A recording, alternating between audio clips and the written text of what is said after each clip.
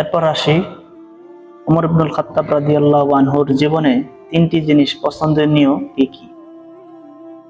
1 number, মানুষকে সৎ কাজের আদেশ দেওয়াকে পছন্দ করতেন।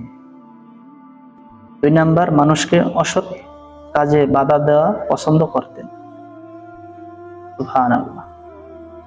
আল্লাহ তাআলা কুরআনুল কারীমের সূরা হজের 41 নম্বর আয়াতে বলেছেন, আমারু বিল মারুফি ওয়া নাহাউনা আনিল মুনকার, তোমরা সৎ কাজের আদেশ দাও এবং অসৎ কাজকে নিষেধ করো। সুবহানাল্লাহ। এই কাজটা ওমর রাদিয়াল্লাহু আনহু পছন্দ করতেন। তারপর ওমর রাদিয়াল্লাহু আনহু 3 নম্বরে যে জিনিসটা পছন্দ করতেন, পুরাতন কাপড় পরিধান করাকে তিনি পছন্দ করতেন। অর্থাৎ তিনি ছিঁড়া ফাটা পুরানো তার সাধ্যের মধ্যে যে কাপড়টা ভাল লাগতো